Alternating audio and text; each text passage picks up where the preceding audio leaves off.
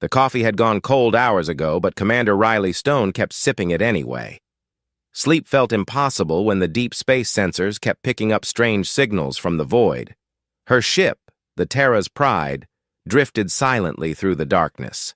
Between stars, leading a small fleet of 4 human vessels on what was supposed to be a routine exploration mission. The communication officer suddenly straightened in his chair. "Commander, we're getting something unusual on the long-range array."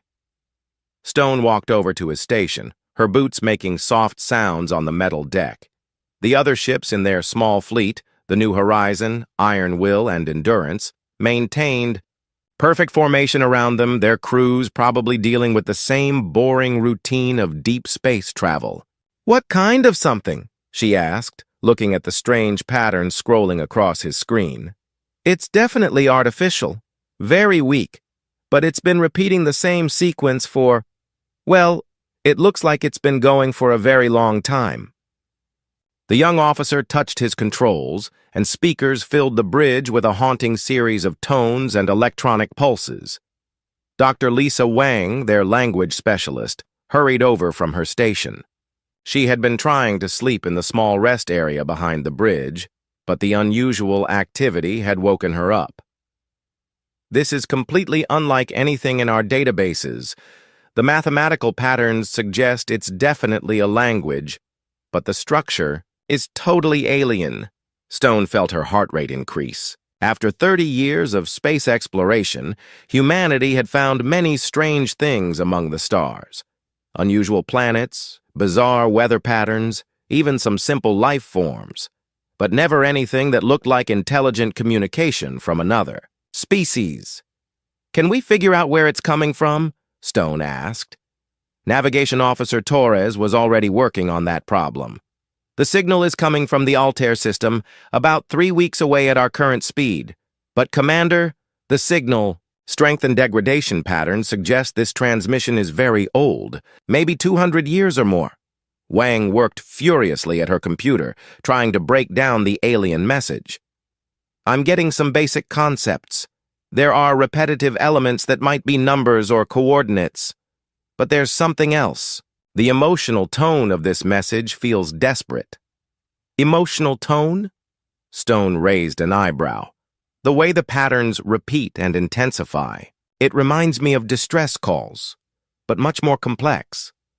Like someone trying to tell a very important story before—" Wang paused, looking troubled. "Before what?" "Before they die."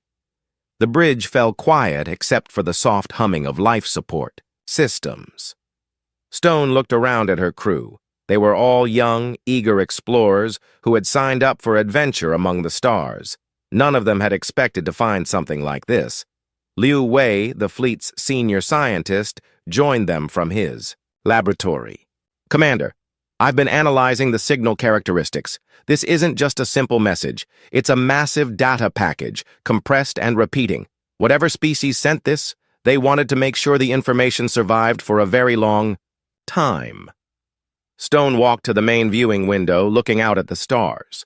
The Altair system was invisible to the naked eye from their current position, but she knew it was out there, waiting. "What kind of information?" "That's what we need to find out," Liu said. "But based on the size of the data package and the power, requirements to keep broadcasting for 2 centuries, this was incredibly important to whoever sent it." The communication officer looked up from his station. "Commander, I'm also detecting something else. The signal isn't just repeating the same message. It's adapting, trying different frequency patterns and mathematical structures, like it's designed to keep trying until someone smart enough to understand it comes along." Stone felt a chill run down her spine. An automated system that had been calling out into space for 200 years, constantly trying new ways to communicate, hoping that someone would eventually hear it and understand. What kind of desperation would drive a species to build something like that? "Options?" she asked her senior staff. Torres spoke first. "We could report this to Earth Command and let them send a proper first contact team. That would be the safe, regulation approach." "How long would that take?" Stone asked. 2 years minimum, probably 3 or 4 with all the committee meetings and preparations they'd want to do. Liu shook his head. Commander, this signal has been broadcasting for 2 centuries. Whatever happened in that system, it's long over.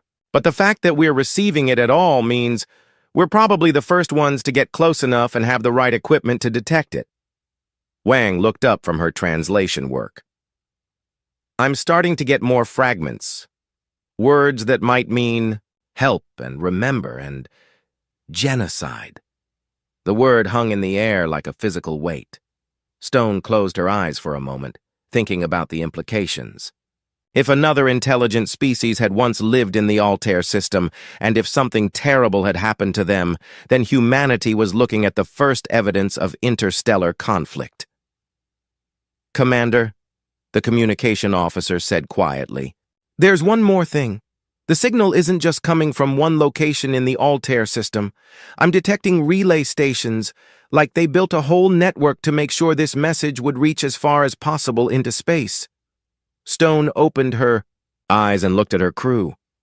These people had trusted her to lead them safely through the dangers of deep space exploration. Taking them toward an unknown situation in an alien star system was exactly the kind of risk that regulations were designed to prevent. But regulations had never contemplated receiving a 200-year-old cry for help from a dead civilization. Set. Course for Altair, she said. Maximum sustainable speed. Torres nodded and began entering navigation commands.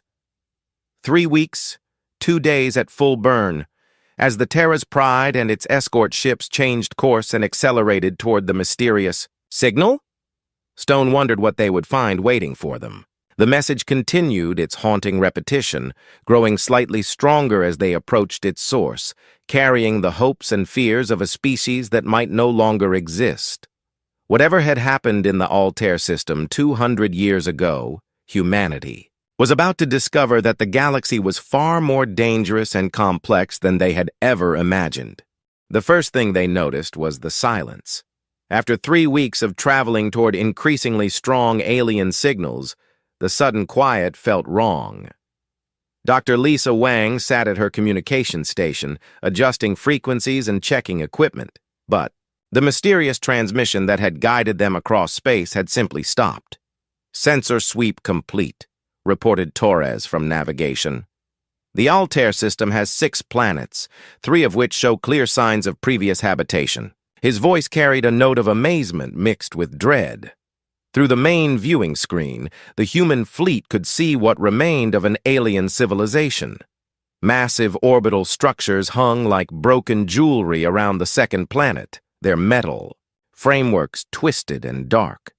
The planet's night side glowed with the cold light of dead cities, their geometries unlike anything humans had ever built. Commander Stone felt her stomach tighten as she studied the tactical displays. Those aren't natural formations. Liu, what's your analysis? The scientist worked at his instruments, his face growing pale as data streamed across his screens. Commander, these worlds were bombarded from orbit. The crater patterns on the third planet are consistent with systematic destruction of population centers. Someone wanted to make absolutely sure nothing survived. Lieutenant Commander Park, who commanded their small marine contingent, pointed at the tactical display. Those orbital platforms weren't just destroyed, they were hunted down. Look at the debris patterns. This was methodical professional military work. The crew exchanged worried glances. They had come expecting to find either a living civilization or perhaps some ancient ruins. Instead, they had stumbled across what looked like the aftermath of genocide on an interstellar scale. The signal source appears to be coming from the outermost moon of the 4th planet, Torres reported. It's small, mostly rock and ice, probably not naturally habitable. Which makes it a perfect place to hide something, Stone mused. Park, prepare a boarding team. We're going to find out what our alien friends wanted to tell us badly enough to broadcast for 2 centuries. The shuttle bay of the Terra's Pride opened to release a small exploration craft carrying Park and 5 specialists. As they approached the source moon, their sensors detected artificial structures built deep into the rock face, camouflaged to look like natural geological formations. "Clever," Park said over the communication link. "From a distance, this looks like just another dead rock, but up close I can see airlocks and what might be antenna arrays." The facility appeared to be running on automatic systems, powered by what looked like fusion generators built into the moon's core. Park's team found an airlock that responded to their approach, cycling open to reveal corridors lit by soft blue lights. "Atmosphere is breathable for humans," reported Rodriguez, their environmental specialist, "but it's been recycled by machines for a very long time." The corridors led to a vast chamber filled with crystalline data storage units and holographic projectors. As soon as Park's team entered, the room came alive with images and sounds. Three-dimensional recordings began playing, showing beings unlike anything humans had ever imagined. The aliens were tall and graceful, with 4 arms and skin that seemed to change color based on their emotions. Their cities were organic in design, growing like plants rather than being built like human structures. Most importantly, they appeared to be completely peaceful, with no visible weapons or military technology in any of the recordings. Dr. Wang's voice came through the communication system from the Terra's Pride. "Park, we're receiving the translations. Now." These beings called themselves the Threnody. They were terraforming specialists, capable of transforming dead worlds into gardens. The holographic recording showed the Threnodi's work. Barren planets slowly becoming covered with life. Ocean worlds where they guided the evolution of complex ecosystems. Gas giants where they built floating cities that harvested resources, without damaging the natural environment. But then the tone of the recordings changed dramatically. The peaceful scenes were replaced by images of war fleets approaching Threnody worlds. Ships of 3 different alien designs working together with military precision that the Threnody had no hope of matching. They call themselves the Hegemony, Wang translated as the recordings continued. 3 species that formed an alliance for conquest: the Vorth, who provide massive numbers of brutal warriors; the Nexari, who create powerful energy weapons; and the Quellan, who coordinate fleet, tactics, and strategy. Park and his team watched in horror as the recording showed the systematic destruction of Threnody civilization. The peaceful aliens had tried to negotiate, offering their terraforming knowledge in exchange for being left alone. The Hegemony's response was to demand complete surrender and enslavement. When the Threnody refused, the war fleets came. "This is genocide," Park said quietly. "They didn't just conquer these people, they wiped them out completely." The final recordings showed the last Threnody survivors building the hidden facility, knowing they would not live to see it completed. Their message was simple but desperate: warn others about the Hegemony and stop them before they consumed more innocent civilizations. "Commander," Wang's voice carried new urgency, "the data includes current intelligence on Hegemony movements. They're still expanding, still destroying peaceful species. Their next target is something called the Kythera, located in a system about 2 weeks from here." Stone felt ice form in her stomach. "How recent is this intelligence?" "Based on the astronomical data, the attack on the Kythera system is scheduled to begin in approximately 1 month. The bridge of the Terra's Pride fell silent as the implications sank in. Humanity had discovered alien life, but not the way they had hoped. Instead of peaceful first contact, they had found evidence of an ongoing campaign of interstellar genocide. Liu spoke first. "Commander, we have to report this to Earth Command immediately. This changes everything about humanity's place in the galaxy." "Earth Command is 4 months away," Stone replied. "By the time they receive our message and decide what to do about it, the Kythera will be dead." Torres looked up from his navigation station. "The Kythera system is only 2 weeks away. We could reach them before the Hegemony attack begins." "And do what?" Liu asked. "We're 4 ships against what appears to be an entire military alliance. The Threnodi were more advanced than us and had time to prepare, and they still lost. Parks. Voice came over the communication system from the alien facility. Commander, there's more data here. Technical specifications, ship designs, tactical analyses. The Threnodi spent their final months studying their enemies, looking for weaknesses. They found some interesting patterns. Stone looked around at her crew, seeing fear mixed with determination in their faces. They were explorers, not warriors. But they were also human, and humans had never been good at walking away from injustice. Pack, download everything. All of it. If we're going to make a decision about this, I want every piece of information those people died to preserve. As Park's team worked to copy the Threnodi archives, Stone stared out at the dead worlds of the Altair system. 200 years ago, this had been a thriving civilization.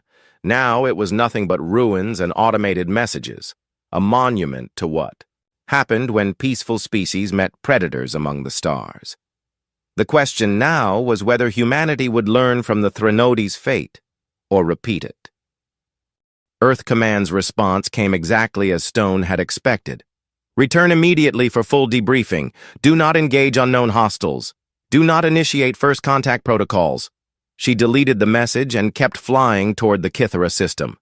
Commander, you realize we're essentially going rogue, Liu said, though his voice held more curiosity than criticism. Earth Command will not be pleased. Stone looked at the data displays showing Threnodi intelligence about the Kythera. The species appeared to be crystalline in nature, living in vast underground cities and possessing remarkable defensive technologies. They were also completely unprepared for military assault, having developed no offensive weapons or fleet combat. Tactics. Earth Command thinks in terms of months and committees, Stone replied. The Kythera have weeks before the hegemony arrives. Sometimes you have to choose between following orders and doing what's right. The Kythera system was beautiful. 7 worlds orbited a stable yellow star, 3 of them showing signs of extensive habitation. But unlike human cities that sprawled across planetary surfaces, Kythera settlements were built downward, creating crystalline networks that extended deep into planetary crusts.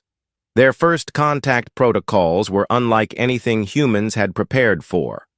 When the Terra's Pride entered the system, massive crystal formations on the innermost planet began resonating in complex harmonic patterns.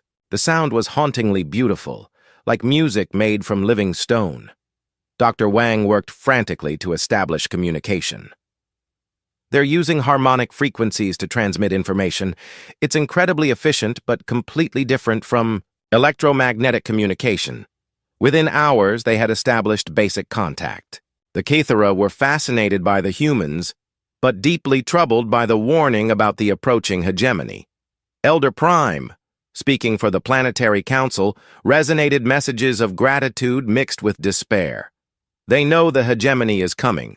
Wang translated the harmonic patterns. Scouts have been probing their outer system for months, but their response has been to dig deeper and hope the invaders will eventually leave. Lieutenant Commander Park studied the tactical information the Kythera provided about their own capabilities. Commander, these people have incredible defensive technology. Their underground cities are nearly impregnable and their crystal-based systems can absorb and redirect enormous amounts of energy, but they've never developed anything that could threaten an attacking fleet.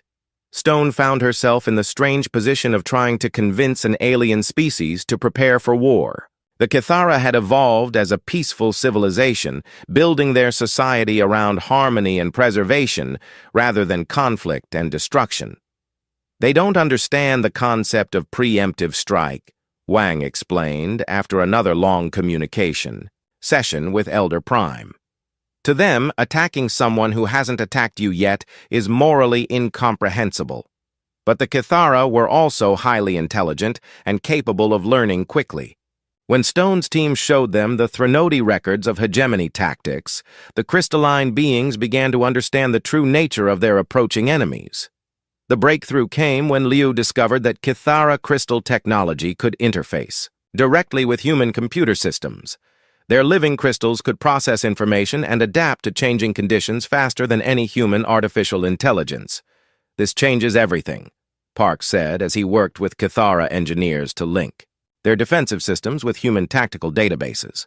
Their crystals can run thousands of combat simulations simultaneously, finding optimal responses to hegemony attack patterns. More importantly, the Cathara underground cities could serve as perfect command centers for coordinated defensive operations. Their tunnel networks extended across continents, allowing rapid movement of personnel and equipment while remaining completely hidden from orbital observation. Stone began developing a strategy that played to both species' strengths. The humans would provide tactical knowledge, adaptive thinking, and the willingness to take aggressive action. The Cathara would provide advanced defensive technology, perfect intelligence gathering, and impregnable bases of operation. "It's not enough," Torres said during one of their planning sessions. "Even with perfect coordination, we're talking about 4 human ships and maybe a few hundred Cathara volunteers against a fleet that destroyed an entire advanced civilization." Park had been studying the Threnody military analyses. The hegemony wins through overwhelming force applied to unprepared opponents. But they've never faced coordinated resistance or adaptive tactics. Every species they've conquered has tried to meet them in conventional warfare. Stone looked at the holographic display showing the Cathara system. "What if we don't fight them conventionally? What if we make them fight our kind of war instead of theirs?" The Cathara proved to be remarkably quick learners when it came to unconventional warfare. Their natural ability to reshape crystal structures made them perfect for creating hidden weapon emplacements and camouflaged defensive positions. Their harmonic communication networks could coordinate activities across entire planets without using electromagnetic signals that enemy sensors could detect. They're natural guerrilla fighters, Park observed as he watched Cathara volunteers practice rapid deployment techniques. They just never realized it because they never had a reason to fight.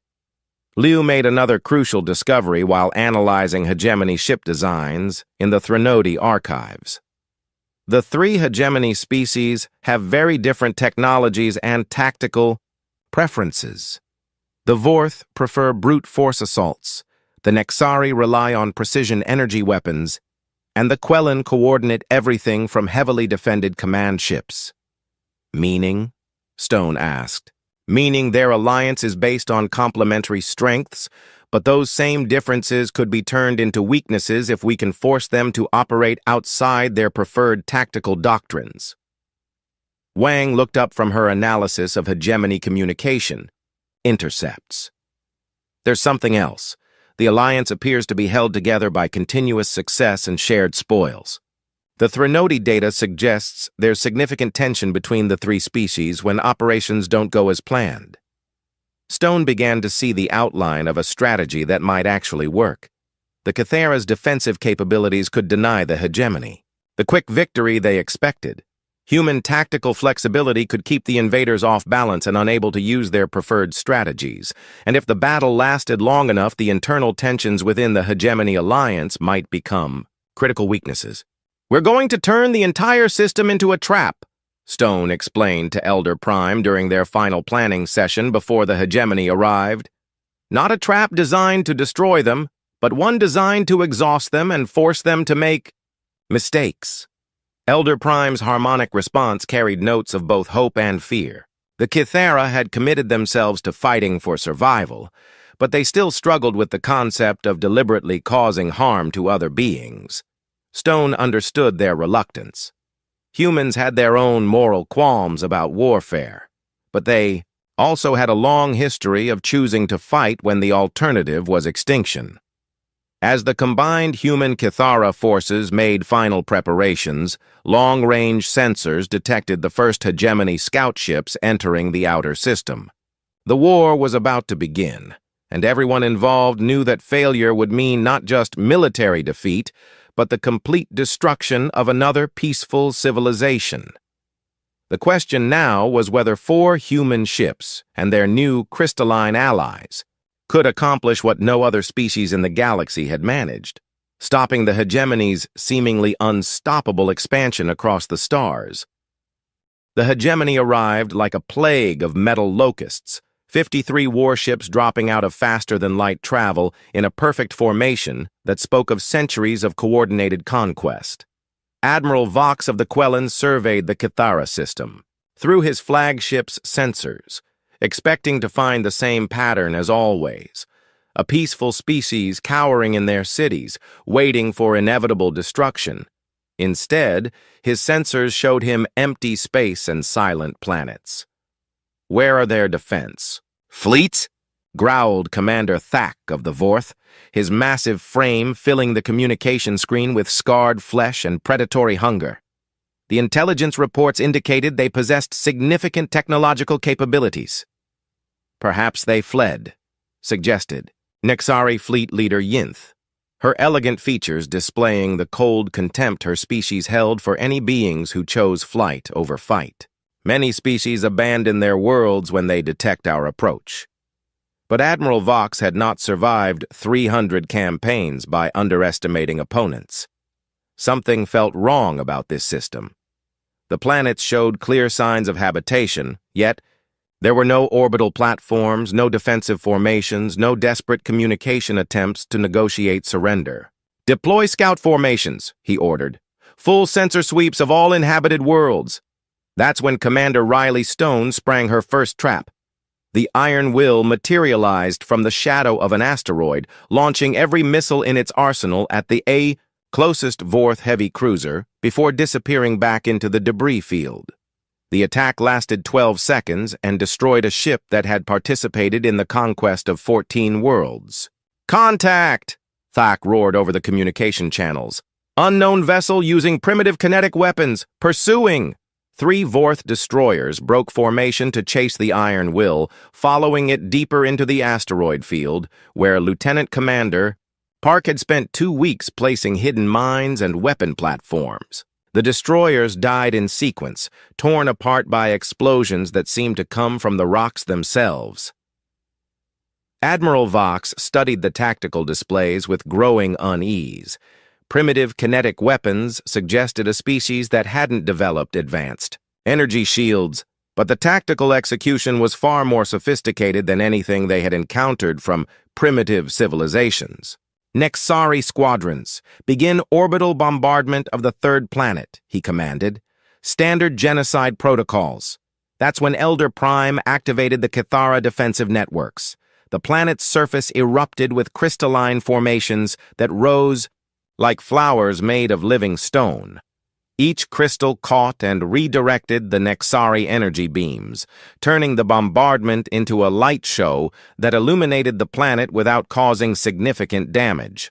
"Impossible!" Yinth's voice carried shock that quickly turned to rage. "No known species possesses energy reflection technology of this magnitude."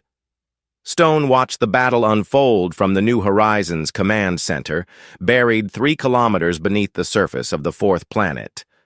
Kithara crystal networks fed her perfect real-time intelligence on every hegemony ship movement while keeping her own forces completely hidden from enemy sensors.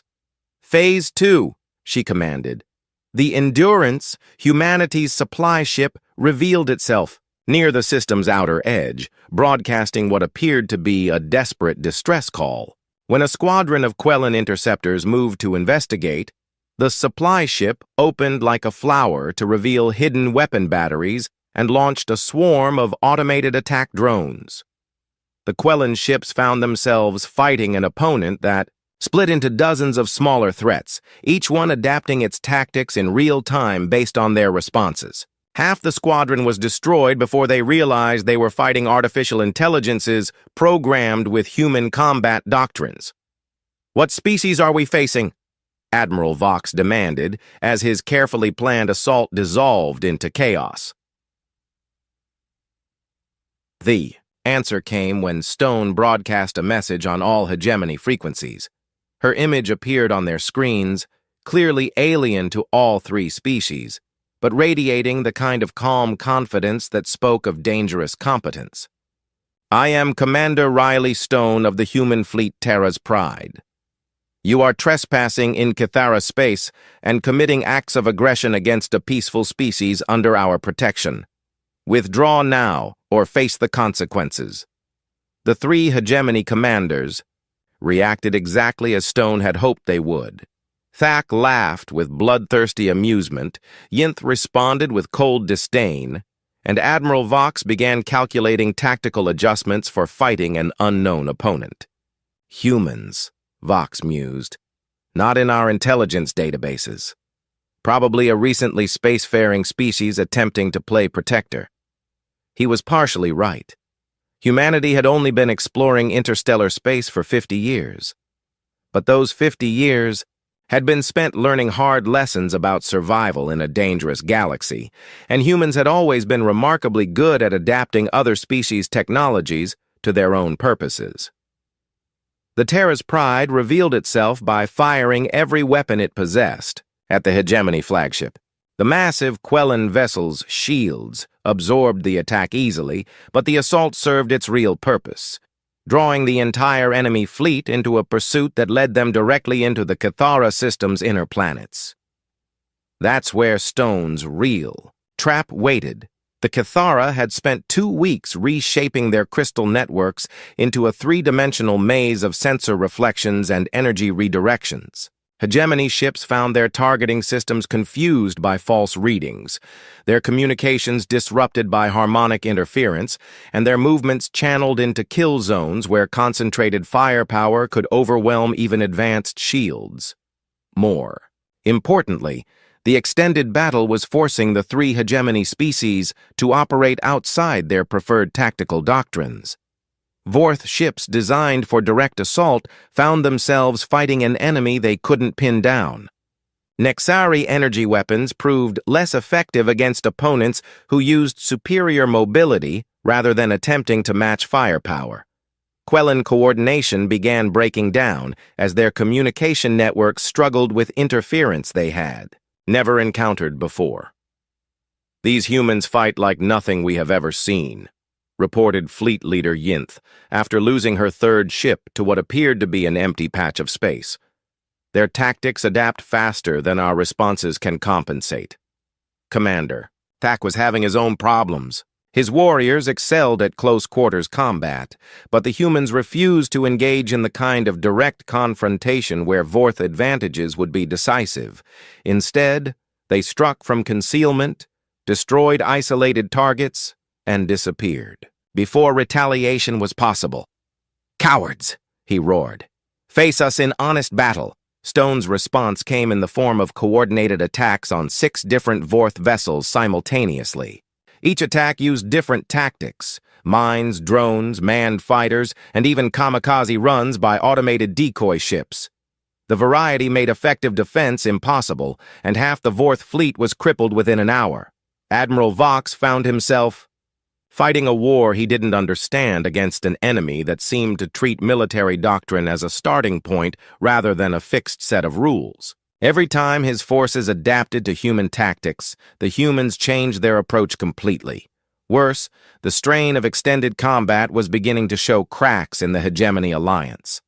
Vorth commanders demanded more aggressive tactics, Nexari. Leaders wanted to withdraw and return with overwhelming force, and Quellan strategists struggled to coordinate allies who were arguing with each other as much as fighting the enemy.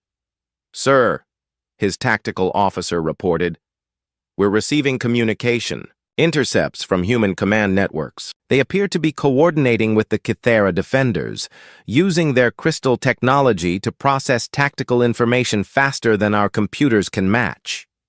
Vox stared at the tactical displays, showing red icons representing destroyed or damaged hegemony vessels. In 300 campaigns, he had never lost more than token forces in the initial assault phase. Now, after 6 hours of fighting, he had lost nearly a third of his fleet to opponents who shouldn't have been able to challenge a single hegemony destroyer. The humans weren't just fighting back. They were winning, and somewhere in the asteroid. Fields and crystal caverns of the Cathara system, Commander Riley Stone was preparing to show the hegemony exactly what happened when predators encountered prey that fought back with intelligence, coordination, and the kind of stubborn refusal to surrender that had made humans successful survivors in a hostile galaxy. 3 weeks into the battle, Admiral Vox made the mistake that would end the hegemony's reign of terror across the galaxy. Faced with an enemy that refused to die according to established military doctrine, he called for the reserve fleets. 200 additional hegemony warships dropped out of faster-than-light travel, representing the largest military concentration in the Alliance's history. The message was clear. Whatever species dared resist the hegemony would be crushed with such overwhelming force that no other civilization would ever make the same mistake. Commander Riley Stone watched the enemy reinforcements arrive and smiled grimly. The trap was now complete. All units, implement Death World Protocol, she broadcast on encrypted channels that reached human and Kythera forces throughout the system. Death World Protocol was humanity's answer to overwhelming odds. Turn the entire battlefield into a hostile environment where superior numbers became a liability rather than an advantage.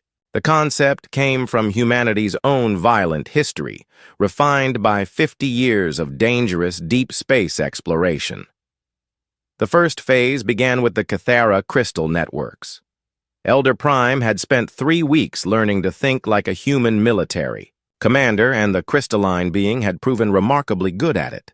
Across all 7 planets, crystal formations began resonating at frequencies that interfered with hegemony ship systems. Navigation computers developed errors, communication networks experienced constant static, and weapon targeting systems began firing at false readings. The massive hegemony fleet found itself blind and deaf in a system that seemed actively hostile to their presence. Phase 2 was psychological warfare on a scale the galaxy had never seen. Lieutenant Commander Park had studied every piece of Threnody intelligence about hegemony species psychology. Vorth warriors valued strength and feared being seen as weak. Nexari commanders prized precision and became enraged when their perfect plans failed. Quellan strategists needed clear information and predictable outcomes to function effectively. Stones. Forces systematically attacked each species' psychological weaknesses. Vorth ships found themselves fighting opponents they could never catch, their massive strength useless against enemies that struck and vanished like ghosts. Human fighters would appear just long enough to damage a Vorth vessel, then disappear into asteroid fields or Kythera tunnel networks, leaving the warriors with nothing to fight but empty space and growing humiliation. Nexari precision was countered with chaos. Every time a Nexari squadron achieved target lock, human drones would detonate nearby, filling space with debris that disrupted sensors. Kythera crystals would suddenly shift position, turning carefully calculated firing solutions into wild misses. The elegant Nexari battle doctrine collapsed into frustrated improvisation.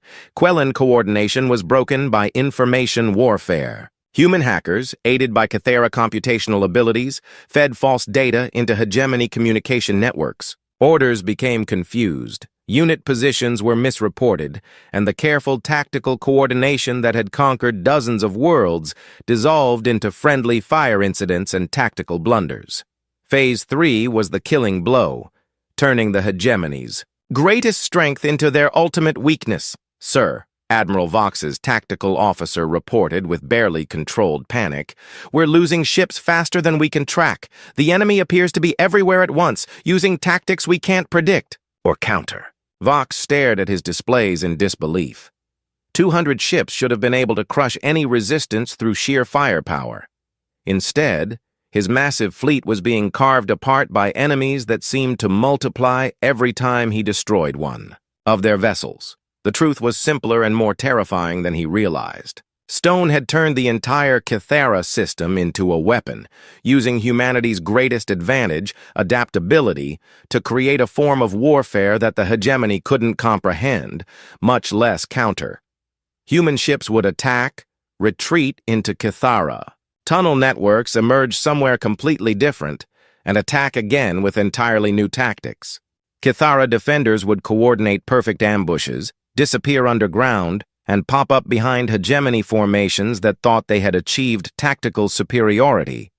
Even worse, both species were learning and improving with every engagement, sharing information through crystal networks that processed tactical data faster than any hegemony computer system. The breaking point came when Commander Thak, desperate to prove Vorth's superiority, led his remaining ships in a direct assault on what appeared to be the human command center. His warriors smashed through defensive positions and reached the planet's surface, only to discover they had been fighting automated decoys while the real command center coordinated attacks from an entirely different location. Half his assault force was destroyed by hidden weapon emplacements before he realized the trap. The other half found themselves cut off and surrounded, fighting an enemy that knew every tunnel and defensive position while they stumbled blind through an underground maze. "This is impossible!" Thak roared over increasingly static-filled communication channels. How can primitive aliens fight better than species with centuries of military experience?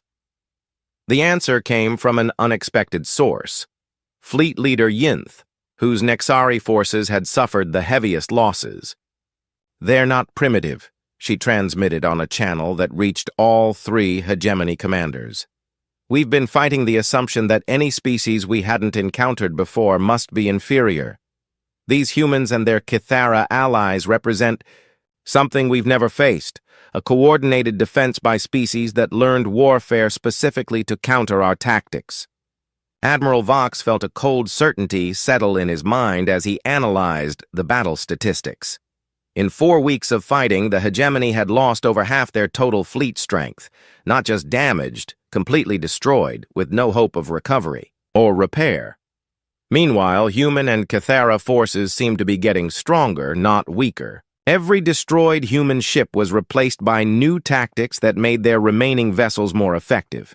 Every Kithara defensive position that was overrun led to improved coordination and deadlier ambushes. Stone chose that moment to offer terms. "Admiral Vox," her voice carried across hegemony communication networks with crystal clarity, "you have a choice to make. Continue this battle and watch your alliance destroy itself, or accept that some species will fight back when threatened with genocide." "The hegemony does not negotiate with inferior species," Vox replied, but his voice lacked its earlier conviction. "Then you've learned nothing from the deaths of your warriors," Stone responded. "Look at your casualty reports, Admiral.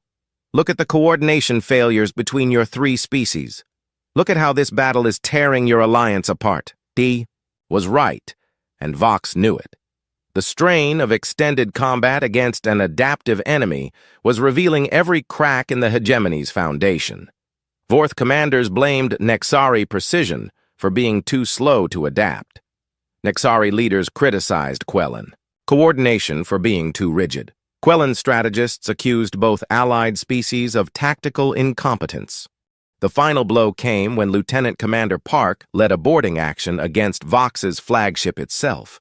Human Marines, equipped with Kithara crystal technology that made them nearly invisible to sensors, appeared throughout the massive vessel like deadly ghosts. They didn't try to capture the ship. Instead, they systematically destroyed communication equipment, navigation systems, and life support controls. Park himself reached the bridge, standing face-to-face with Admiral Vox while the Quellan commanders, own guards, lay unconscious around them. "Your species has conquered dozens of civilizations," Park said calmly, "because you only fought species that tried to match your strengths. You've never faced enemies who turned your own advantages against you." Vox stared at the human Marine, seeing something in his eyes that the Quellan had never encountered in 3 centuries of conquest, absolute confidence backed by demonstrated competence. "What do you want?" Vox asked. "Surrender," Park replied. "Complete withdrawal from Kithara space, full tactical intelligence on all hegemony military capabilities, and a guarantee that your alliance will never again attack peaceful species." "And if we refuse?" Park gestured toward the tactical displays showing the systematic destruction of the hegemony fleet. Then we continue this battle until your alliance tears itself apart and your three species spend the next century fighting each other instead of conquering innocent civilizations. Admiral Vox looked around his ruined bridge, listened to the reports of chaos throughout his fleet, and made the decision that would end the hegemony's reign of terror. I accept your terms. The surrender of the hegemony fleet sent shockwaves throughout the galaxy. Within months, dozens of species that had lived in fear of conquest were sending delegations to the Cathera system, seeking to understand how two unknown civilizations had accomplished the impossible. Commander Stone found herself reluctantly famous as the human who had defeated the galaxy's most feared military alliance. But she understood that the real victory belonged to something larger than any single species or battle. We didn't win because we were stronger, she explained to the gathering of alien ambassadors in the rebuilt Cathara Council chambers. We won because we proved that cooperation between different species can create capabilities that no single civilization can match. Elder Prime's harmonic voice carried notes of deep satisfaction. The Threnody archive has served its purpose. Their sacrifice ensured that their killers would never again destroy peaceful civilizations. Dr. Wong had spent months analyzing the intelligence captured from hegemony data cores, mapping the locations of species they had conquered and worlds they planned to attack. There are 17 civilizations in this sector alone that were marked for destruction. All of them are now free to develop their own defenses or join our alliance. The galaxy would never be the same. The defeat of the hegemony proved that aggressive expansion was not inevitable, that peaceful species could defend themselves when they worked together, and that predators among the stars were not unstoppable. But perhaps most importantly, it established humanity's role in galactic civilization. Not as conquerors like the hegemony, but as protectors who would stand with any species threatened by those who confused strength with the right to destroy others. As Stone watched the first ships of the new Galactic Defense Alliance take formation around the Kithera homeworld, she thought about the message that had started it all. A desperate cry for help from a dead civilization, broadcast across space, for 200 years until someone finally heard it and decided to act. The Threnody were gone, but their legacy lived on in every species that would now grow and flourish under the protection of the alliance they had made possible. Sometimes, the greatest victories came not from those who lived to see them, but from those who sacrificed everything to make them possible. The morning sun cast long shadows across the crystal gardens of Rilani Prime when the first bombs fell. Dr. Avin Koril was feeding the luminescent flower colonies in his laboratory when the ground shook beneath his feet. The delicate organisms he had spent years cultivating scattered like frightened children, their soft blue glow flickering in distress. 3 months. That was all it had taken for the Brutok Empire to crush 17 star systems and reduce proud civilizations to ash and memory. The Rilani Federation, once the jewel of the outer spiral, now stood as the last barrier between the savage invaders and the peaceful inner worlds. Avon pressed his thin fingers against the window as another explosion lit the sky. His people were dying, and there was nothing their advanced technology could do to stop it. The Rilani had evolved on gentle worlds, where the greatest predator was no larger than a house cat. They had never learned to kill, never developed the instinct for violence. That seemed to drive species like the Brutok. The communication device on his desk buzzed with urgent priority signals. Avon reluctantly turned away from the burning sky to answer. The holographic image of Chancellor Dren Valor appeared, her usually pristine white fur now disheveled with stress. "Dr. Koril, we need you in the emergency council chamber immediately," she said, her voice tight with barely controlled panic. "Bring everything you have on the humans." Humans. The word sent a chill through Avon's spine. For months, he had been studying fragmentary data about this mysterious species from a distant corner of the galaxy. The information was sparse and contradictory, gathered from traders and explorers who spoke in whispers about creatures from a death world called Earth. Avon gathered his files and hurried through corridors filled with fleeing civilians. The council chamber, usually a place of calm deliberation, buzzed with desperate energy. Military advisors pointed at holographic displays showing red markers advancing across their territory like a spreading plague. Each marker represented a world lost, millions of lives snuffed out by Brutak's savagery. Chancellor Valor raised her hand for silence as Avon entered. Dr. Coral has been researching a species that might be able to help us. Tell them what you've learned. Avon activated, his portable display showing grainy images and data fragments. The humans inhabit a planet called Earth, in what they call the Sol system. By all accounts, their world should be uninhabitable. Crushing gravity that would flatten most species, an atmosphere toxic to many life forms, and constant natural disasters that would wipe out any reasonable civilization. A military advisor leaned forward. And they survived this? More than survived. They conquered it. Their entire evolutionary history is one of constant warfare, not just against their environment, but against each other. They have a saying translated, roughly as survival of the fittest, that appears to be their core philosophy. Murmurs of unease rippled through the chamber. The Rilani prided themselves on their peaceful nature, their ability to solve problems through discussion and compromise. The idea of a species built for war was both fascinating and terrifying. What do we know about their capabilities? Asked General Tren Kozak, the Federation's highest military officer. Avon manipulated the display, showing blurry recordings from a trading post encounter. Very little concrete information. They appear to be bipedal, roughly our size, but much denser due to their high-gravity evolution. Traders report they move with what one called predatory efficiency. Most concerning is their apparent comfort with violence. One report describes humans resolving a station conflict through what they called negotiations backed by superior firepower. The chamber fell silent, except for the distant rumble of explosions. Everyone understood the implications. The Rilani had no concept of such negotiations. Chancellor Valor stood slowly. Our own military estimates give us perhaps 2 weeks before the Brutak reach our core systems. Our fleets are destroyed, our colonies evacuated or abandoned. We face a choice between extinction and asking these Death-worlders for help. But Chancellor, protested Councillor Even Sale, we know nothing about their intentions. What if they're as savage as the Brutak? Then we face the same extinction. But at least we will have tried something different, Valor replied grimly. Avon found himself speaking before he realized it. The fragmentary reports suggest they have moral codes, rigid ones.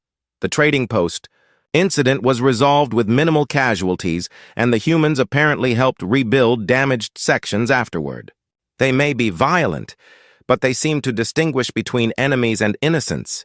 Seem to, echoed Councillor Thale. We're betting our entire civilization on seem to. Another explosion, closer this time, rattled the chamber. Through the windows, they could see Brutak fighters streaking across the sky like mechanical locusts. Chancellor Valor looked around the room, meeting each councillor's eyes. All in favor of authorizing first contact with the humans? The vote was swift and unanimous. Faced with certain extinction, even the most cautious councillors chose the unknown over death. Avon found himself assigned to compose humanity's first official contact message. He sat in the communications center, staring at a blank transmission screen while battles raged in orbit above. How did one ask a species of warriors to save people they had never met? He began typing, his delicate fingers trembling slightly. To the human species of the planet Earth, we are the Rilani Federation. We are dying. The Brutak Empire has declared war on all peaceful species in this sector. Our people have no experience with violence, no instinct for warfare. In 3 months, They have destroyed 17 of our worlds. We have perhaps days before they reach our capital." Avon paused, knowing his next words would either save his species or damn them. "We know you come from a dangerous world that made you strong. We know you understand war in ways we cannot. We are not asking you to die for us. We are asking you to teach us how to live. If there is mercy in your warrior hearts, if there is honor in your code, please help us. We offer everything we have in exchange for our survival." He encrypted the message with their best translation protocols and broadcast it toward the Sol system at maximum power. The signal would take weeks to reach Earth, assuming it was received at all. Avon had no way of knowing that the message was already being intercepted by human deep space monitoring stations. As he finished the transmission, alarms began wailing throughout the facility. Through the communications array's massive windows, he could see the first Brutok landing craft descending through the atmosphere like falling stars. The Relani had sent their desperate plea into the void. Now all they could do was try to survive long enough for an answer to arrive. The coffee had gone cold hours ago, but Admiral Beth Torres continued sipping it anyway. Her habit of drinking terrible coffee during crisis situations had become legendary among the United Earth Defense Fleet, though few understood it was her way of staying grounded when the weight of command threatened to overwhelm her. The Deep Space Monitoring Station at Luna Point had detected the alien transmissions 17 hours ago. The linguistics team had worked through the night, their quantum processors struggling to decode the desperate message from a species humanity had never encountered. When they finally broke the encryption, the translated words had sent shockwaves through every level of Earth's government. Torres stood before the largest holographic display Earth had ever constructed, showing a three-dimensional map of local galactic space. Red zones marked Brutok-controlled territory, expanding like a cancer across peaceful civilizations. Blue dots represented the remaining Relani worlds, flickering and disappearing with each updated intelligence report. President Harrison Chen materialized in the command center via quantum teleportation, still wearing his pajamas under a hastily donned military jacket. Behind him came Defense Secretary Maria Santos and Joint Chiefs Chairman General Robert Kim. The speed of their arrival spoke volumes about how seriously Earth was taking first contact. "Give me the situation, Admiral," President Chen said without preamble. Torres activated the tactical display. Approximately 72 hours ago, the Relani Federation transmitted what appears to be a general distress call. They're facing extinction from an aggressive species called the Brutok Empire. Based on our long-range sensors and intercepted communications, the Relani are completely outmatched. "What do we know about these Brutok?" asked General Kim. "Hostile, conquest-oriented civilization with superior numbers and firepower. They appear to follow a doctrine of total warfare with no regard for civilian populations. Standard galactic military thinking seems to involve long-range engagements with minimal casualties. The Brutok ignore these conventions entirely." Defense. Secretary Santos leaned forward. "And the Relani?" "Peaceful to the point of helplessness. Their message indicates they have no concept of warfare as we understand it. They're asking us to teach them how to fight for survival." President Chen studied the display thoughtfully. "This is humanity's first contact with alien intelligence, and they're asking us to join a war." "Not join, sir. Lead. From what I can. Determine no species in this sector has experience with the kind of warfare humanity considers routine. We may be their only hope." The weight of the moment settled over the room. For decades, humanity had wondered how first contact would unfold. Philosophers and scientists had imagined peaceful exchanges of knowledge, cultural sharing, and gradual integration into galactic society. None had imagined aliens begging Earth's warriors to save them from extinction. General Kim broke the silence. "What kind of force would we need?" Torres had been preparing for this question. "The Third Fleet under Captain Rex Morgan has been running deep space exercises near the galactic edge. 12 heavy cruisers, 40 destroyers, support vessels, and a full Marine expeditionary force. More than enough to make an impression. "Admiral," President Chen said slowly, "I need to know your honest assessment. Can we make a difference?" Torres looked at the tactical display showing Brutok advance. Patterns. "Mr. President, these Brutok fight like ancient human warlords. Massed attacks, intimidation tactics, overwhelming force against soft targets. They've never faced disciplined resistance from a species that understands warfare. Based on their operational patterns, they're tactically primitive despite superior technology." "You sound confident." "Sir, humanity has been perfecting the art of killing each other for over 10,000 years. We've fought wars in every environment our planet could produce. We've developed tactics for fighting in space, underwater, underground, and in conditions that would kill most species. These Brutok have been conquering peaceful civilizations. They've never faced predators." President Chen nodded slowly. "Very well. Authorize Operation Guardian Angel. Admiral Torres, you have full authority to deploy the Third Fleet to Rilani space." The next 18 hours transformed Luna Point into a hurricane of activity. Captain Rex Morgan received his orders while conducting combat exercises in the asteroid belt. His response had been simple.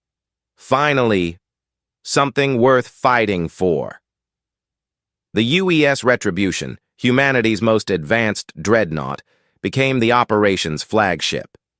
Built with lessons learned from centuries of naval warfare and adapted for space combat, she represented the pinnacle of human military engineering. Her crew of 800 included veterans from conflicts across Earth's solar system, men and women who had trained their entire lives for battles they hoped would never come. Colonel James River commanded the Marine contingent, 5,000, soldiers equipped with powered armor and weapons designed for boarding actions that most galactic species considered impossible. His troops had practiced close-quarters combat in every conceivable environment, from the methane storms of Titan to the crushing depths of Europa's oceans. Commander Lisa Hayes served as the fleet's strategic intelligence officer, tasked with understanding alien psychology and warfare. She had spent her career studying human conflicts throughout history, from ancient battles to modern space engagements. Now she faced the challenge of applying those lessons to entirely alien opponents. The fleet's departure from Earth space drew crowds to observation platforms across the solar system. Humanity was going to war for the first time in 50 years, not for conquest or resources, but to save strangers who had asked for their help. As the ships engaged their quantum drives and prepared for the jump to Rilani space, Admiral Torres transmitted a message to the Rilani Federation. The linguistics team had improved their translation protocols, and the message was clear and direct. To the Rilani Federation, this is Admiral Beth Torres of the United Earth Defense Fleet. We received your transmission. Help is coming. We are not your saviors, but we stand with those who cannot stand alone. Prepare your people for war, but remember that war is not an end in itself. It is a tool to preserve peace. Earth will teach you to fight, but only so you never have to fight again. The quantum drives engaged, tearing holes in space-time that allowed the human fleet to cross impossible distances in hours instead of centuries. As they traveled toward an alien war, each crew member understood they were making history. Humanity's first contact with alien intelligence would not be peaceful, exploration, or scientific exchange. It would be written in fire and blood, as so much of human history had been written before. The dying screams of Rilani civilians echoed across the emergency frequencies as warlord Krev Maxon watched his forces reduce another city to rubble. From the command deck of his flagship Bloodfang, he could see the elegant spires of the planetary, capital crumbling under sustained bombardment. The Rilani had stopped fighting days ago, but Maxon continued the bombardment anyway. Fear was a weapon, and dead civilizations served as excellent warnings to others. His communication officer, a scarred Brutok warrior named Gorak, approached with obvious hesitation. "Warlord, we're detecting unknown energy signatures at the system's edge." Maxon barely glanced away from the destruction below. "More Rilani refugees attempting to escape. Destroy them." "Sir, these signatures don't match any known Rilani vessel configuration. The energy output is significant." This got Maxon's attention. He turned from the viewport to study the tactical display. 12 large contacts had appeared seemingly from nowhere, followed by dozens of smaller vessels. Their quantum signatures were unlike anything in the Brutok database. "Identification?" Maxon demanded. "Unknown, sir. They're broadcasting on multiple frequencies, but the language is completely alien." Maxon felt a stirring of interest rather than concern. Perhaps another species had come to contest his claim to this system. It had been too long since he had faced worthy opponents. "Open a channel. Let's see what these newcomers want." The view screen activated, showing a human face for the first time in Brutok history. Captain Rex Morgan looked exactly like what he was, a professional killer shaped by evolution and training into the perfect predator. His cold blue eyes examined Maxon with the calculating gaze of someone assessing a target. "This is Captain Morgan, of the United Earth Defense Fleet," the human said through the translation protocols. "You are conducting genocide against a civilian population. Withdraw immediately or face the consequences." Maxon burst into laughter that echoed across his bridge. The human's appearance was utterly unimpressive. Small, soft-looking, with none of the natural weapons or armor that marked a true warrior species. "I am Warlord Krev Maxon of the Brutok Empire. This system belongs to me by right of conquest. I suggest you depart before I add your ships to the wreckage." Morgan's expression didn't change. "This is your final warning. Cease bombardment and withdraw." "Or what, little creature? You'll make me?" Maxon gestured to his tactical display showing 300 Brutok warships against 12 human vessels. "Your species has made a grave error interfering with Brutok conquest." "No," Morgan replied softly. "You have." The human transmission ended, and Maxon turned to his weapons officer. "Destroy them. Show these newcomers what happens when they challenge the Brutok Empire." The battle began like every other engagement in Brutok experience. His ships moved into standard long-range formations, preparing to wear down the enemy with sustained fire while maintaining safe distances. The humans, however, did something no civilization had ever done in recorded galactic history. They charged. The 12 human heavy cruisers accelerated directly toward the Brutok fleet at velocities that should have killed their crews. Instead of spreading into defensive formations, they compressed into a spearhead formation that drove straight through the center of Maxon's battle line. "Impossible," breathed Gorak as he watched the tactical display. "Those acceleration forces would liquefy any known species." The humans opened fire at point-blank range with weapons that defied galactic conventions. Instead of the elegant energy beams preferred by civilized species, they used kinetic projectiles, missiles, and focused plasma streams designed to cause maximum destruction. Brutok shields, designed to deflect long-range energy weapons, offered little protection against tungsten rods traveling at relativistic speeds. 3 Brutok destroyers disappeared in the first exchange, their hulls cracked open like eggs. The remaining human ships scattered into attack patterns that seemed impossible to track, moving in 3 dimensions with precision that spoke of countless hours of combat training. "Sir," the tactical officer reported with growing panic. "They're closing for boarding actions." Maxon stared at the display in disbelief. Boarding actions had been theoretical military doctrine for centuries. No species actually attempted to board enemy vessels during battle. The risks were enormous, the casualties unacceptable. The humans apparently disagreed. Colonel James River led the first boarding party personally, his powered armor allowing him to survive in the vacuum between ships. His Marines used controlled Explosions to breach the Brutok hull, then poured through the opening with weapons firing. The Brutok crew, trained for long-range combat, had never faced enemies in their own corridors.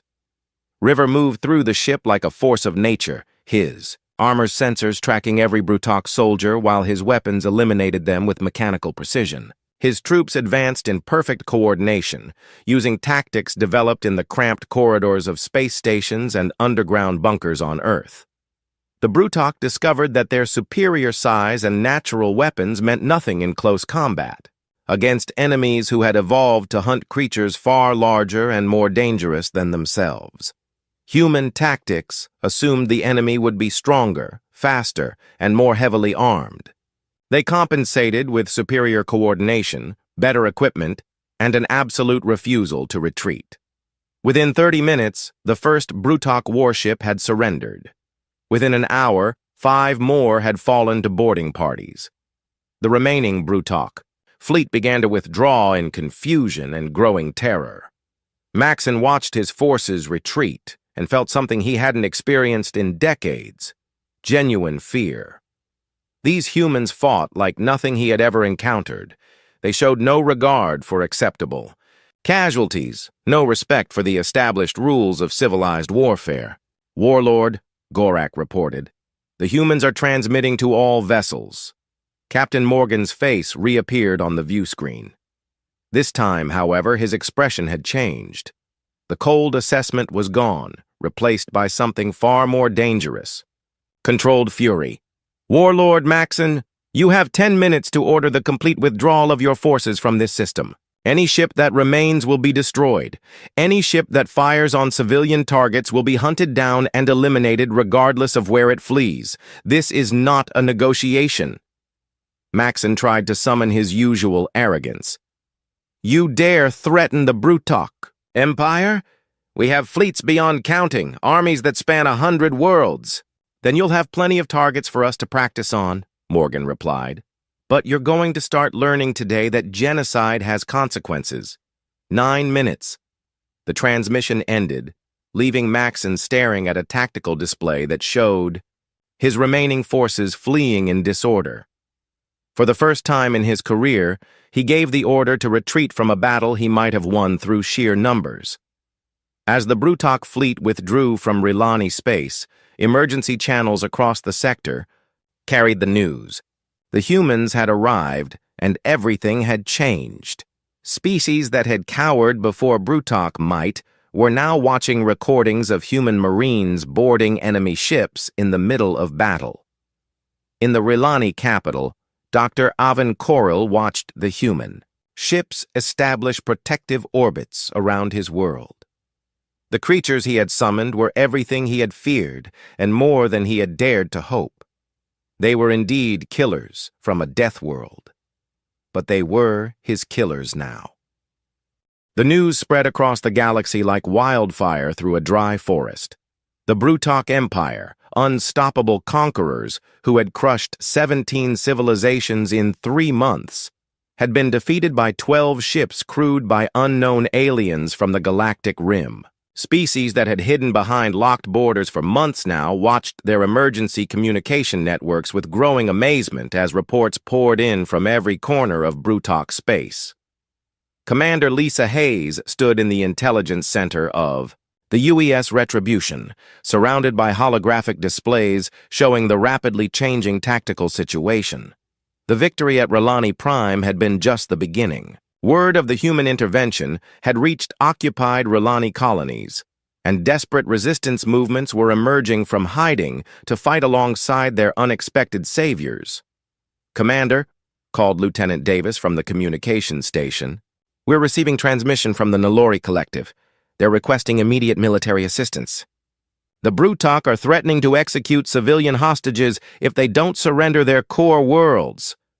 Hayes frowned at the strategic display. The Nalori system was 3 days' travel at maximum speed, and intelligence reports suggested the Brutok had positioned significant forces there. "What does Captain Morgan say?" "He's already plotting the jump coordinates. Colonel River is preparing assault teams for a hostage rescue operation.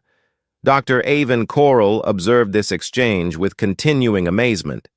He had spent the past week aboard the human flagship, serving as both cultural liaison and scientific observer. The humans had welcomed him with a mixture of professional courtesy and genuine warmth that contradicted everything he had expected from a warrior species. Dr. Coral, Hayes addressed him directly, we need to understand Brutok psychology.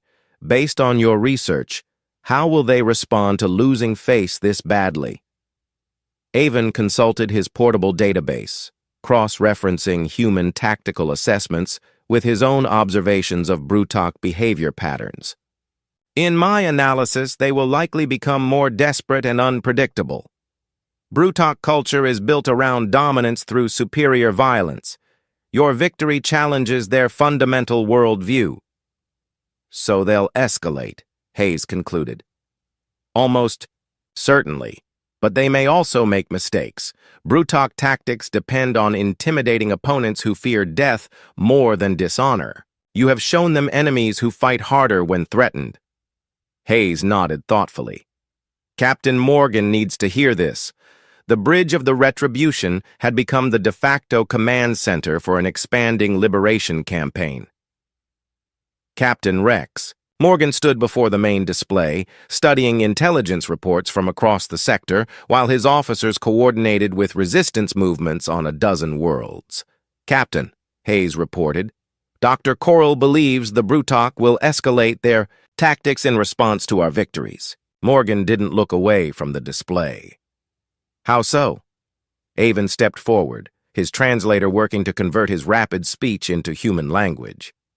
Warlord Maxon has reportedly executed several subordinate commanders who retreated from human forces. The Brutok leadership is implementing what your military would call scorched earth policies. If they cannot hold territory, they will ensure it has no value to liberation forces. Meaning, civilian massacres on an unprecedented scale. The Brutok would rather rule over graveyards than admit defeat. The bridge fell silent except for the hum of ship systems. Morgan finally turned from the display, his expression grim. Then we need to move faster than they can kill. How many ships do we have operational? All 12 heavy cruisers, 38 destroyers, and full marine complement, reported his tactical officer. But Captain, we're already spread thin. Intelligence shows Brutok forces on 15 different worlds with civilian populations under threat.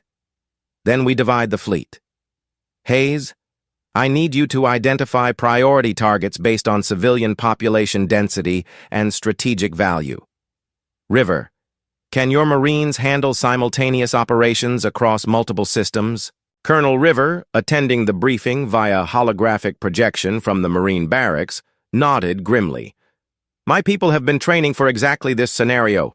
We can conduct coordinated strikes across 12 systems simultaneously. Dr. Coral listened to this planning session with growing awe and terror. The humans were discussing military operations that would have been impossible for any known species. They spoke casually of dividing their forces to fight battles across light years of space simultaneously, coordinating attacks with split-second timing across impossible distances. Dr. Coral, Captain Morgan addressed him directly, I need to ask you something that might be difficult. We can save more lives if we understand how the Brutok think. Are there any psychological pressure points we can exploit? Avon considered the question carefully. Brutok society is rigidly hierarchical. Individual commanders have absolute authority within their spheres, but they also bear complete responsibility for failure. If you can make their individual leaders look weak or incompetent in front of their own forces, their own troops might turn on them. Hayes finished. Classic human tactic. Undermine enemy leadership by making them appear ineffective. The liberation of the Nalori system became a textbook example of human psychological warfare. Instead of attacking the Brutok fleet directly, Colonel Rivers' Marines conducted precision strikes against supply depots and communication facilities. They moved like ghosts through the system, appearing where least expected and vanishing before the Brutok could respond. The Brutok commander, General Vrak Thorn, found himself chasing shadows while his own forces began questioning his competence. When human ships finally engaged his fleet in open battle, half his captains hesitated to follow his orders. The resulting confusion allowed the humans to rescue over a million Nalori civilians while destroying the entire Brutok garrison. News of the Nalori liberation reached Earth just as Admiral Torres was briefing the United Nations Security Council on the expanding conflict. The chamber fell silent as she displayed recordings of human Marines evacuating alien families while under fire, protecting beings they had never seen before from enemies they barely understood. "Admiral," asked the Secretary General, "what are the long-term implications of our involvement in this conflict?" Torres had been dreading this question. "Mr. Secretary General, we're not just fighting a war. We're fundamentally changing the balance of power in this region of the galaxy. Every species is watching to see what kind of neighbors humanity will be. And what are we showing them? That Earth will protect those who cannot protect themselves. That genocide is unacceptable regardless of species, but also that humanity is very, very good at warfare." The recording from Nalori showed human soldiers sharing their rations with rescued civilians, medics treating wounded aliens with the same care they would show their own species, engineers working alongside local resistance fighters to repair damaged infrastructure. But it also showed the methodical efficiency with which human forces eliminated Brutok resistance. The galaxy was learning that Earth's children were indeed dangerous, but their danger was directed outward toward those who threatened the innocent. The humans had not come as conquerors, but as guardians, and that distinction was reshaping interstellar politics with every victory. Dr. Coril transmitted his daily report to the surviving Rilani Council, documenting everything he observed about human military culture. His people needed to understand their saviors, but more importantly, they needed to understand the responsibility that came with human protection. The humans fought not for glory or conquest, but because they believed civilized beings had a duty to defend those who could not defend themselves. It was a concept that would spread across the galaxy, carrying with it the promise that never again would peaceful species face extinction alone. The age of predatory conquest was ending, replaced by something new: peace through strength, protection through power, and the understanding that true civilization was measured not by what a species could destroy, but by what it chose to preserve. The war ended not with a single climactic battle, but with the sound of silence across 100 worlds where Brutok war drums had finally stopped beating. In the command center of the Galactic Council's emergency session, representatives from 47 species watched the final tactical reports with a mixture of relief and bewilderment. The Brutok Empire, which had seemed unstoppable just months before, had simply collapsed. Dr. Avon Coril stood before the assembled delegates, no longer the frightened scientist who had transmitted humanity's first contact message, but Earth's unofficial ambassador to the galaxy. Behind him, holographic displays showed the transformed political landscape of the Outer Rim territories. Red zones marking Brutok conquest had been replaced by blue indicators showing human-protected space, with green markers representing newly established interspecies defense zones. "Honored delegates," Avon began, his translator converting his words into dozens of languages simultaneously, "I present the final report on the Brutok conflict and humanity's role in its resolution." The Vorthan representative, Ambassador Quillen Derex, leaned forward with barely concealed anxiety. His species had been the Brutok Empire's next target before the humans arrived. "Dr. Coril, the Council requires clarification on human intentions. Their military capabilities far exceed anything we previously believed possible. What assurance do we have that Earth won't become the next conquering empire?" Avon activated the display showing human fleet movements over the past month. Instead of the expected expansion patterns of a conquering force, the data showed systematic withdrawal to defensive positions around liberated worlds. Ambassador Derex observed the human deployment strategy.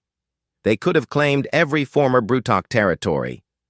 Instead, they have established what they call protective cordons around threatened systems while returning governance to local populations. But surely they demand tribute, resources, some form of compensation for their military assistance?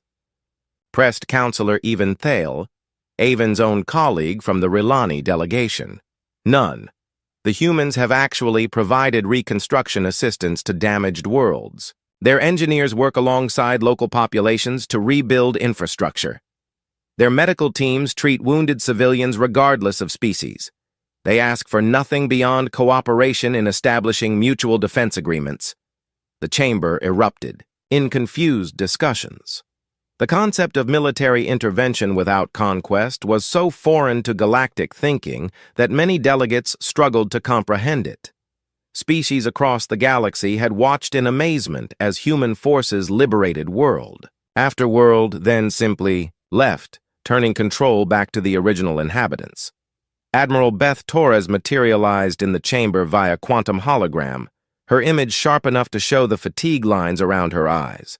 The past months had aged her considerably, but her bearing remained that of someone who had accomplished exactly what she set out to do. Admiral Torres, the Council Secretary General began formally. The Galactic Council recognizes Earth's decisive intervention in the Brutok conflict. We are prepared to offer humanity full membership in the galactic community, along with all associated rights and responsibilities. Torres nodded respectfully. The United Earth government is honored by the offer. However, we have conditions that must be addressed before accepting membership. Murmurs of surprise rippled through the chamber. No species had ever imposed conditions. On council membership, please state your terms, the Secretary General replied carefully. First, any future acts of genocide or systematic extermination of civilian populations will be considered acts of war against Earth specifically. We will respond accordingly. Second, the Galactic Council will establish and fund an interspecies defense force with authority to intervene in conflicts involving civilian populations. Third, all member species commit to mutual defense agreements that apply regardless of species, homeworld, or political system. The chamber fell silent as delegates absorbed the implications. Earth was not asking to join the galactic community as just another member species. They were demanding fundamental changes to how the galaxy functioned. Counselor Thale stood slowly. Admiral, you're describing a complete transformation of galactic politics. Many species will resist such changes. Torres's expression didn't change. Counselor, 3 months ago, your people sent a desperate message asking for help because the existing galactic order had failed you completely. We answered that call. Now we're offering to ensure no species ever has to send such a message again. And if we refuse these conditions? Asked Ambassador Derex. Then Earth remains a friendly neighbor willing to trade and cooperate. But we will not be bound by council authority in matters of defending civilian populations. We will continue to respond to calls for help as we see fit. The implication was clear. Humanity would act as the galaxy's protector, whether officially sanctioned or not. The only question was whether they would do so within the existing political framework or outside it. Dr. Coral stepped forward again. If I may address the Council, I have spent months observing human military culture firsthand. I believe I understand what Admiral Torres is offering. He activated a new display showing human military doctrine and rules of engagement. Humans do not make war the way other species understand it. They have what they call laws of war that govern how conflicts may be conducted. These laws prioritize civilian protection above military efficiency. They will accept higher casualties to avoid harming non-combatants. But their effectiveness against the Brutok suggests otherwise, observed the Zephyrian delegate. Their effectiveness comes from superior training, coordination, and willingness to accept personal risk, not from disregard for civilian life. Human soldiers are taught that protecting innocents is more important than their own survival. This makes them more dangerous to enemies, not less careful with civilians. The debate continued for hours, but the outcome was never really in doubt. Species after species rose to speak, sharing stories of human intervention in their territories. The Nalori described human Marines who had risked their lives to rescue civilians from Brutok execution chambers. The Kalani reported human engineers working 18-hour shifts to restore water purification systems to refugee camps. The Thrakari told of human medics who had saved thousands of lives during the siege of their homeworld. The vote, when it finally came, was unanimous. Every member species accepted humanity's conditions for joining the galactic community. Admiral Torres smiled for the first time since the crisis began. Then let me introduce you to your new neighbors. Earth accepts membership in the Galactic Council and commits to the defense of all peaceful species within our sphere of influence. 6 months later, Captain Rex Morgan stood on the observation deck of the new Interspecies Defense Force headquarters, orbiting the former Brutok capital world. The planet below showed signs of remarkable recovery. Former Brutok military installations had been converted to schools and hospitals. The massive weapons factories now produced medical equipment and agricultural machinery. Warlord Krev Maxon himself sat in a rehabilitation facility on the planet's surface, undergoing psychological treatment alongside thousands of former Brutok soldiers. The humans had introduced a concept completely foreign to galactic justice, the possibility of redemption through service. Former warriors were learning to be builders, teachers, and healers. Strange sight, isn't it? Morgan turned to find Dr. Coral approaching, carrying a data pad filled with his latest research. The Relani scientist had become one of humanity's closest allies, serving as a bridge between human military culture and galactic civilian populations. "What's strange?" Morgan asked. 6 months ago, this world was the center of an empire built on conquest and terror. Now it's becoming a symbol of rehabilitation and hope. Your species has a remarkable ability to see potential where others see only problems. Morgan shrugged. Humans learned a long time ago that defeated enemies make better friends than slaves. We've had plenty of practice turning battlefields into gardens. The other species are still trying to understand that philosophy. Many believe strength must be used for domination. Then they've never been truly strong. Real strength is having the power to destroy something and choosing to protect it instead. Dr. Coral made notes on his data pad. I'm documenting human philosophical approaches to warfare for the Council archives. That quote will be prominently featured. Through the viewport, they could see human ships on patrol alongside vessels from a dozen other species. The sight that had once meant conquest and terror now represented protection and cooperation. The galaxy had learned that the humans from Earth were indeed dangerous, but their danger was carefully controlled and precisely directed. Commander Lisa Hayes joined them at the viewport, carrying reports from across the sector. Captain, the Bat. Latest intelligence reports show 0 active conflicts in human-protected space. Piracy is down 90%. Trade is up 400%. Every species is reporting population growth and economic expansion. Any problems? Morgan asked. Just one. The Council is receiving requests for human protection from species outside our current sphere of influence. The Andrari Coalition has formally requested membership in the Interspecies Defense Force. So have the Meridian Republic and the Outer Spiral Alliance. Morgan nodded thoughtfully. We'll need more ships, more Marines, more everything. Admiral Torres is already in discussions with Earth Command about expanding the fleet. President Chen has authorized construction of 50 new vessels specifically for peacekeeping operations. Dr. Coral looked up from his data pad with curiosity. Captain, doesn't this concern your people? Taking responsibility for so many species, across such vast distances? Morgan was quiet for a long moment, watching the peaceful activity on the planet below. Dr. Coral, when your people sent that first message to Earth, They offered us everything they had in exchange for survival. They were willing to give up their independence, their resources, their entire civilization just for the chance to continue existing. Yes, we were desperate. And we never asked for any of it. We came because you needed help, not because we wanted to rule you. That's what humans call duty. When you have the power to help, you have the responsibility to use it, even when it costs you so much, especially then. The galaxy spent centuries believing that might makes right, that the strong naturally prey on the weak. We're showing them something different. Strength exists to protect those who can't protect themselves. Dr. Coral made more notes, then looked up with a slight smile. The human concept of duty is becoming very popular among younger generations across the galaxy. Military academies are reporting increased enrollment. Peace Corps-style organizations are forming on dozens of worlds. Your people have started something remarkable.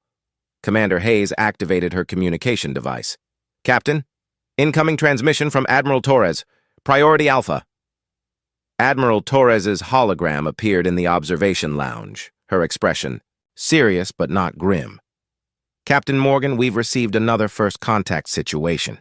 Long-range sensors have detected what appears to be a refugee fleet approaching from the Galactic core. Preliminary analysis suggests they're fleeing from something called the Void Hunters. Morgan straightened. Orders, Admiral? The third. Fleet is to intercept and provide assistance. Standard first contact protocols apply, but be prepared for anything. If these Void Hunters are forcing entire species to flee their homeworlds, we may be facing something worse than the Brutok. Understood. We'll be ready. Torres's image flickered out, leaving the three of them alone with the weight of a new crisis. Dr. Coral looked worried, but Morgan and Hayes seemed almost relieved. You're looking forward to this, Coral observed. Morgan nodded. Doctor, for the first time in human history, we know exactly what we're supposed to be doing. We're not explorers or conquerors or merchants. We're guardians. And the galaxy needs guardians. As the human fleet prepared for another unknown challenge, the transformed political landscape of local space continued to evolve. Trade routes that had been abandoned during the Brutok expansion reopened under human protection. Research stations that had been destroyed were rebuilt with improved defenses. Most importantly, species that had lived in fear for generations began to believe in the possibility of lasting peace. The humans had kept their promise. They had taught the galaxy to fight, but more importantly, they had shown it how to live without fear. In doing so, they had found their own purpose among the stars, not as conquerors of worlds, but as defenders of the innocent, protectors of the peaceful, and guardians of hope itself. The age of predatory conquest was over. The age of protective strength had begun.